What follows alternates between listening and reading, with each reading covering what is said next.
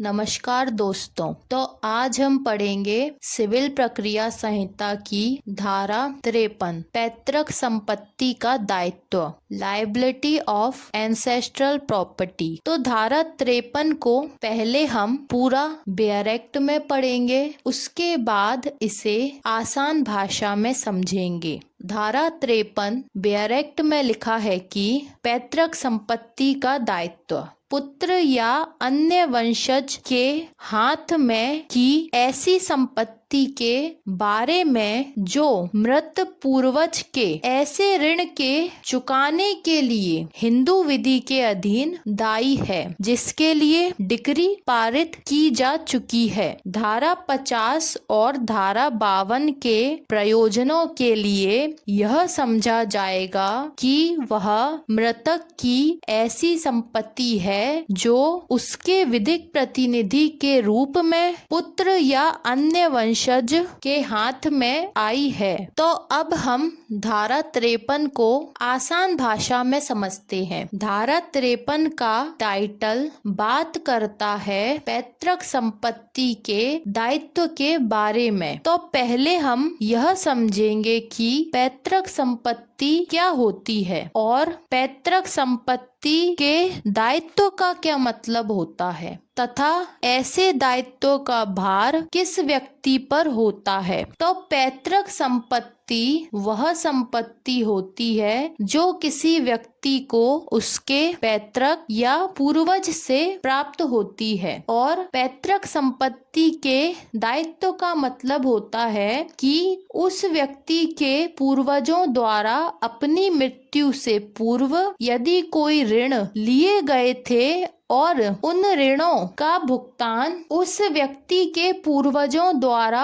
अपनी मृत्यु से पूर्व नहीं किया गया है, तो पैतृक संपत्ति में से ही उस ऋण का भुगतान किया जाएगा तथा ऐसे ऋणों के भुगतान का दायित्व का भार उसी व्यक्ति पर होगा जिसे वह संपत्ति अपने पूर्वजों से प्राप्त हुई है। तो इस प्रकार हमें पता चलता है कि पैतृक संपत्ति वह संपत्ति होती है जो पूर्वजों से प्राप्त होती है, और पैतृक संपत्ति का यह दायित्व होता है कि यदि उस व्यक्ति के पूर्वज ने पहले कभी कोई ऋण लिया हो तो उसका भुगतान उस पूर्वज की उस पैतृक संपत्ति में से ही किया जाएगा, भले ही वह संपत्ति अभी वर्तमान में उसके पुत्र या वंशज को प्राप्त हो गई है, लेकिन फिर भी उस संपत्ति में से ही उस पूर्वज के पुराने दायित्वों को पूरा किया जाएगा। तो अब हम धारा 53 में क्या लिखा हुआ है इसे आसान भाषा में समझते हैं।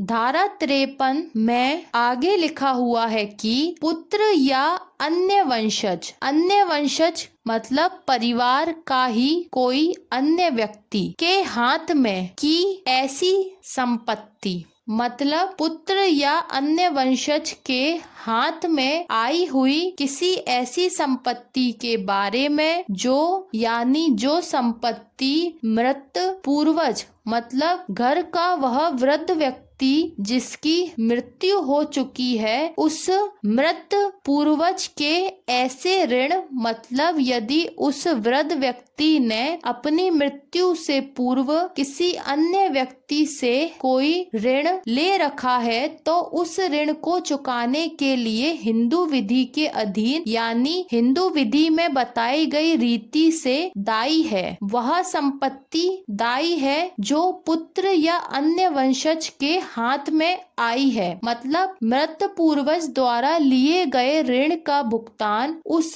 संपत्ति में से किया जाएगा जो उसके पुत्र या अन्य किसी वंशज यानी परिवार के किसी अन्य व्यक्ति के हाथ में आई है, और उस ऋण को चुकाने के लिए उस संपत्ति के खिलाफ डिक्री भी पारित की जा चुकी है। तो धारा 50 जो बात करती है विधिक प्रतिनिधि के बारे में, और धारा 52 जो बात करती है विधिक प्रतिनिधि के विरुद्ध डिक्री का प्रवर्तन किए जाने के बारे में। तो इन दोनों धाराओं यानी धारा 50 50 और धारा 52 के प्रयोजनों के लिए, के उद्देश्यों के लिए यह समझा जाएगा, क्या समझा जाएगा, कि वह संपत्ति मृतक की ऐसी संपत्ति है जो उसके विधिक प्रतिनिधि के रूप में, मतलब मृतक का विधिक प्रतिनिधि मानकर पुत्र या अन्य वंशज के हाथ में आई है, यानी पुत्र या अन्य वंशज को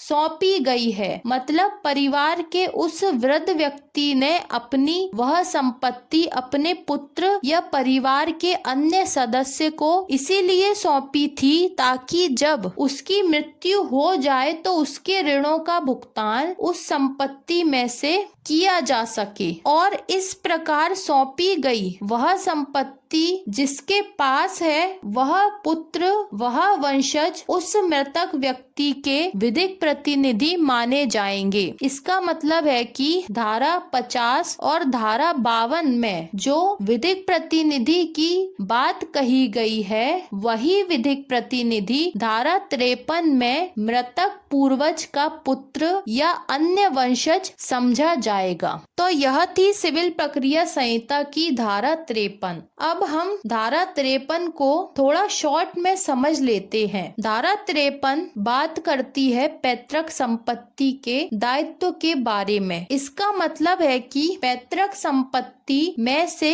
दायित्व का पूरा किया जाना। तो पैतृक संपत्ति में से वही दायित्व पूरे किए जाते हैं जो पूर्वज द्वारा अपनी मृत्यु से पूर्व पूरे नहीं किए गए हैं। उदाहरण के लिए किसी व्यक्ति ने अपने जीवन काल में कोई ऋण लिया और उस ऋण को चुकाने से पूर्व ही उसकी मृत्यु हो जाती है, तो उस ऋण का भुगतान उसकी संपत्ति में से ही किया जाएगा और इसके लिए न्यायालय द्वारा डिक्री भी पारित की जा चुकी है। तब न्यायालय द्वारा उस डिक्री का निष्पादन उस मृत व्यक्ति की संपत्ति में से ही किया जाएगा जो संपत्ति उसके द्वारा अपने पुत्र या वंशज को सौंपी गई है, और वह पुत्र या वंशज उस मामले में उस मृत व्यक्ति के विधिक प्रतिनिधि माने जाएंगे। तो यह थी सिविल प्रक्रिया संहिता की धारा 53, जिसमें हमने डिटेल में समझा कि पैतृक संपत्ति क्या होती है, पैतृक संपत्ति